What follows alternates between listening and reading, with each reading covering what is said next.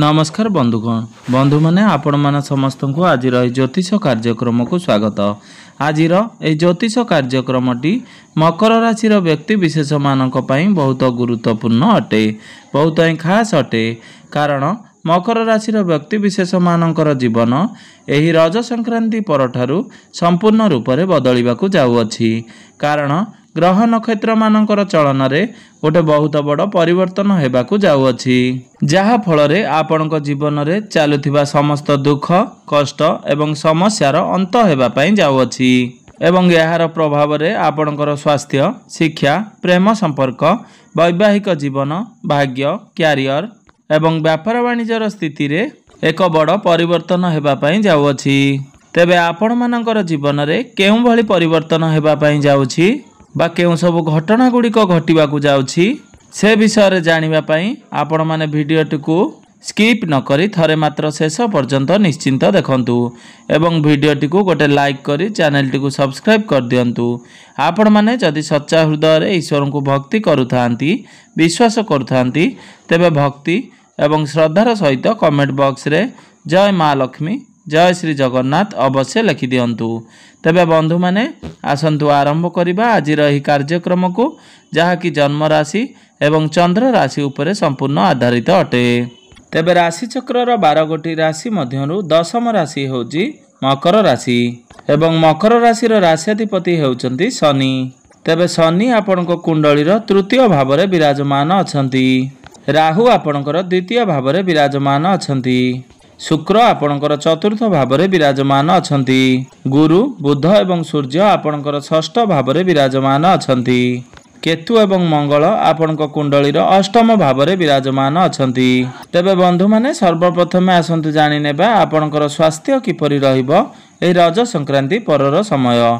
तो बंधु माने कुंडलीर प्रथम भावटी होइथाय आपणकर स्वास्थ्यर भाव, आपणकर इम्यूनिटी सिस्टम रो भाव।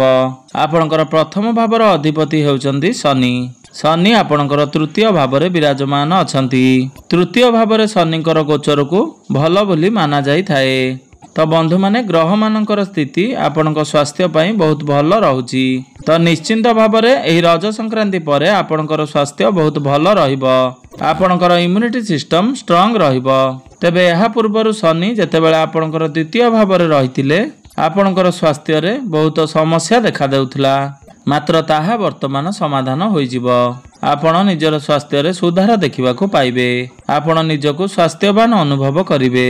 एबे आसंतु जानि नेबा आपणकर शिक्षा क्षेत्र किपरि रहिबो एही रज संक्रांति परठारु, विद्यार्थी मानक पई किपरि रहिबो एही रज संक्रांति परर समय।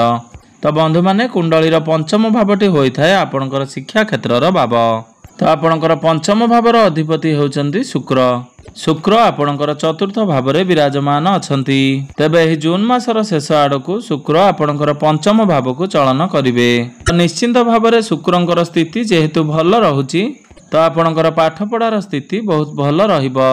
तेणु जदि आपणकर कोनोसी एग्जाम रहिची बा कॉम्पिटिटिव एग्जाम देइछंती किबा एडमिशन करिबाकू चाहुचंती फॉर्म फिलअप करिबाकू चाहुचंती तो निश्चिंत भाव रे समय आपण को साथ देव। ए सब क्षेत्र रे आपण को सफलता प्राप्ति हेबो। पाठ पढ़ारे आपणकर एकाग्रता बढ़िबो, पाठ पढ़ारे आपणकर मन लागिबो एवं शिक्षा क्षेत्र रे आपण को सफलता प्राप्ति हेबो। एबे आसंतु जानि नेबा आपणकर प्रेम जीवन किपरि रहिबो एही रज संक्रांति परे।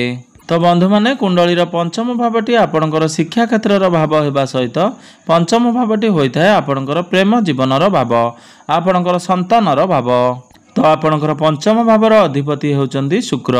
तो शुक्र आपणकर चतुर्थ भाव रे गोचर करिवे एवं खूब शीघ्र आपणकर पंचम भाव को चलन करिवे एवं आपणकर प्रथम भावर अधिपति शनि आपणकर तृतीय भाव रे विराजमान अछंती। तो प्रेम जीवन आपणकर बहुत भल रहिबो। तो पूर्वरु जदि आपणक मध्यरे कोनोसी प्रकार वैचारिक मतभेद रगी रहितिला बा कोनोसी प्रकार मनमनांतर बा मतांतर भली समस्या थिला से गुड़िक समाधान होइजिबो। आपणक मध्यरे बुझामणा भल रहिबो, आपण परस्पर को भल भाबरे बुझी पारिबे। आपण दुई जण मिसी किछि बड़ प्लानिंग करि पारंती, आपण केउडे बुलाबुली करिबाकू जाई पारंती, आपणक मध्यरे कनेक्शन स्ट्रांग हेबो। तो निहाती भाव में आपणकर प्रेम जीवन ए रज संक्रांति पर बहुत भल रहिबो। तो एबे आसंतु जानि नेबा आपणकर वैवाहिक जीवन किपरि रहिबो एई रज संक्रांति परर समय। तो बंधु माने कुंडलीर सप्तम भावटी होइथाय आपणकर वैवाहिक जीवनर भाव, आपणकर जीवन साथींकर भाव। तो जेहेतु आपणक कुंडली रे मंगल अष्टम भाव रे विराजमान करछंती तो यहाकू अष्टमांगलिक दोष कुहा जाई थाए। एवं मंगल आपणक कुंडलीर अष्टम भाव रे रही आपणकर द्वितीय भाव को देखुथिबा हेतु आपणकर निजर बाणी उपरे नियंत्रण रहिबो नाही। तो आपणकर बाणी जोगु आपणकर वैवाहिक जीवन रे किछिटा समस्या देखा देई पारे। तो आपण चेष्टा करंतु आपणकर बाणी उपरे संयमता रक्षा करिबा पई। किंतु एमिति देखिबा को गले आपणकर वैवाहिक जीवन 80 रु 90% भल रहिबो। आपणकर बाणी उपरे टिके संयमता रक्षा करंतु। एबे आसंतु जानि नेबा सबुठारु गुरुत्वपूर्ण विषय वस्तु आपणकर भाग्य, क्यारियर एवं व्यापार वाणिज्यर स्थिति किपरि रहिछि एही रज संक्रांति परर समय। तो बंधु माने कुंडलीर नवम भावटी होइथाए आपणकर भाग्यर भाव। तो आपणकर नवम भावर अधिपति हेउचंती बुध। तो बुध आपणकर षष्ठ भाव रे गोचर करूछंती। तो बुध आपणकर षष्ठ भाव रे रही द्वादश भाव को देखिबे। तो आपणकर जदि दूरर कोनोसी कार्य रहिछि बा आपण कोनोसी लॉन्ग ट्रैवल करबा को चाहुचंती किंबा किछि बड़ कार्यर आयोजन करबा को चाहुचंती तो ए सबरे आपणको निश्चित भाव रे सफलता लाभ हेबो। कारण बुध षष्ठ भाव रे तांको स्वगृह रे विपरीत राजयोगर निर्माण करुछंती। तो बुध आपनकु समस्त विपरीत परिस्थिति रु बाहर को नहीं आसीबे। आपण जेउ कार्य रे हाथ देबे प्रथमे आपणकर किछिटा समस्या देखा देबो बा किछिटा विलंब हेबो, परिशेष रे आपणकु निश्चित भाव रे सफलता प्राप्ति हेबो। बुधंकर दृष्टि आपणकर द्वादश भाव उपरे रहुथबा हेतु आपणकर खर्च बढ़िबो, किंतु से सब खर्च कोनोसी शुभ मांगलिक कार्य रे होई पारे किंबा आपण जदि किछि नूतन कार्य आरंभ करबा को चाहुचंती तो सेथिरे आपणकर खर्च होई पारे। तो खर्च आपणकर भल बाटरे हेबो। तो निश्चित भाव रे ए रज संक्रांति परे आपणकर भाग्य बहुत भल रहिबो। आपणको आपणकर भाग्यर सपोर्ट मिलिबो। तेणु भाग्य संबंधित आपण जेकोनोसी भी कार्य करूछंती जेमिति कि आपण कोनोसी बड़ कार्यर आयोजन करबा को चाहुचंती बा किछि बड़ डिसिजन नेबा को चाहुचंती, आपणकर कोनोसी मीटिंग किंबा डील रहिछि बा किछि बड़ जिनिसर किणा किणी करबा को चाहुचंती, शेयर मार्केट स्टॉक मार्केट रे किछि इन्वेस्टमेंट करबा को चाहुचंती बा ट्रेडिंग रे कार्य करूछंती से सब क्षेत्र रे आपणको निश्चित भाव रे सफलता प्राप्ति हेबो। एबे आसंतु जानि नेबा आपणकर क्यारियर किपरि रहिबो एही रज संक्रांति परर समय। तो बंधु माने कुंडलीर दशम भावटी होइथाय आपणकर कार्य क्षेत्रर भाव, आपणकर क्यारियर भाव। तो आपणकर दशम भावर अधिपति हेउचंती शुक्र। तो शुक्र आपणकर चतुर्थ भाव रे विराजमान अछंती। तो चतुर्थ भाव रे रही शुक्र आपणकर दशम भाव को देखुचंती।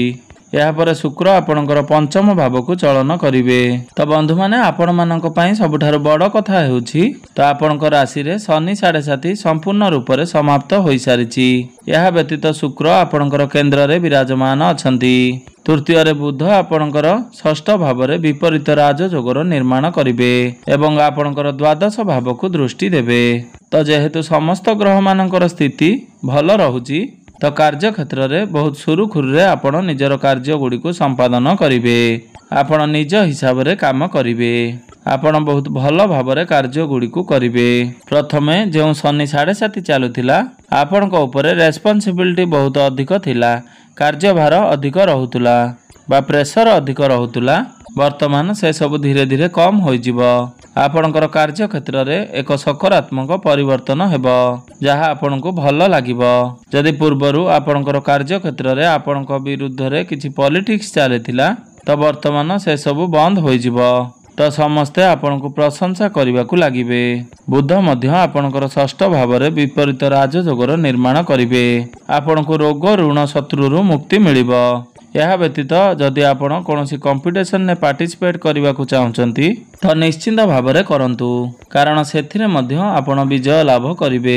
तो क्यारियर को नहीं आपणकर 90% भल रहुची, किंतु मंगलक दृष्टि जेहेतु द्वितीय भाव उपरे रहुची तेणु आपण निजर क्रोध उपरे आग्रेशन उपरे नियंत्रण रक्षा करंतु। आपण स्ट्रेट फॉरवर्ड होई काहाकू किछि कहंतु नाही किंबा तरबरिया होई काहाकू किछि सीधा सड़क कहंतु नाही। तो बिजनेस रो कथा हेबा जदी तो बिजनेस आपण ଆପଣଙ୍କର ଏହି ରଜ ସଂକ୍ରାନ୍ତି ପରେ ସମୟ ବହୁତ ଭଲ ରହିବ, କାରଣ ବୁଧଙ୍କର ସ୍ଥିତି ବହୁତ ଭଲ ରହୁଛି, ଶୁକ୍ରଙ୍କର ସ୍ଥିତି ମଧ୍ୟ ବହୁତ ଭଲ ରହୁଛି, ଶନିଙ୍କର ସ୍ଥିତି ମଧ୍ୟ ବହୁତ ଭଲ ରହୁଛି। ତ ବ୍ୟାପାରରେ ଆପଣଙ୍କର ଗ୍ରୋଥ ହେବ, ଆପଣଙ୍କର ଡେଲି ଇନକମ୍ ବଢ଼ିବ, ଫାଇନାନ୍ସିଆଲ ଗ୍ରୋଥ ହେବ। ଆପଣ ଯଦି ଆପଣଙ୍କର ବିଜନେସକୁ ଆଗକୁ ବଢ଼ାନ୍ତି ତ ସେଥିରେ ମଧ୍ୟ ଆପଣଙ୍କୁ ଲାଭ ପ୍ରାପ୍ତି ହେବ। ତ ନିଶ୍ଚିନ୍ତ ଭାବରେ ଆପଣ ଆପଣଙ୍କର ବିଜନେସକୁ ଆଗକୁ ବଢ଼ାଇବା ପାଇଁ ଚେଷ୍ଟା କରିବେ ଏବଂ ସେଥିରେ ଆପଣ ନିଶ୍ଚିତ ଭାବରେ ସଫଳତା ଲାଭ କରିବେ। ଏବେ ଆସନ୍ତୁ ଜାଣିନେବା କିଛି ବିଶେଷ ଉପାୟ ବିଷୟରେ, ଯେଉଁ ଉପାୟ ଗୁଡ଼ିକ କରିବା ଦ୍ୱାରା ଯେଉଁ ସବୁ ଅଶୁଭତ୍ୱ ଗୁଡ଼ିକ ରହୁଛି ସେଗୁଡ଼ିକ ଖଣ୍ଡନ ହୋଇ ଆପଣଙ୍କୁ ଶୁଭ ଫଳ ପ୍ରାପ୍ତି ହେବ ଏବଂ ଆପଣଙ୍କର ଭାଗ୍ୟରେ ଉନ୍ନତି ଘଟିବ। ତ ଯେହେତୁ ଆପଣଙ୍କର ରାଶିର ସ୍ୱାମୀ ଶନି ଅଟନ୍ତି, ତ ଆପଣ ପ୍ରତ୍ୟେକ ଦିନ ଶନିଙ୍କର ବୀଜ ମନ୍ତ୍ରର ଜପ 108 ଥର ଅବଶ୍ୟ କରନ୍ତୁ। ତ ପ୍ରତ୍ୟେକ ଦିନ ଶୁକ୍ରଙ୍କର ବୀଜ ମନ୍ତ୍ରର ଜପ 108 ଥର ଅବଶ୍ୟ କରନ୍ତୁ। ତ ଆପଣ ପ୍ରତ୍ୟେକ ଦିନ ଗାୟତ୍ରୀ ମନ୍ତ୍ରର ଜପ 108 ଥର ଅବଶ୍ୟ କରନ୍ତୁ ଏବଂ ପ୍ରତ୍ୟେକ ଦିନ ହନୁମାନ ଚାଳିଶାର ପାଠ ଅବଶ୍ୟ କରନ୍ତୁ ଏବଂ ପ୍ରତ୍ୟେକ ଦିନ ଉଦିତ ସୂର୍ଯ୍ୟଙ୍କୁ ତମ୍ବା ପାତ୍ରରେ ଜଳାର୍ଘ୍ୟ ଅର୍ପଣ କରନ୍ତୁ। ଆପଣଙ୍କର ଶୁଭ ଫଳ ପ୍ରାପ୍ତି ହେବ। ତେବେ ବନ୍ଧୁମାନେ, ଆପଣଙ୍କର ଜୀବନ ମଙ୍ଗଳମୟ ହେଉ, ଏହା ହିଁ ଈଶ୍ୱରଙ୍କ ନିକଟରେ ମୋର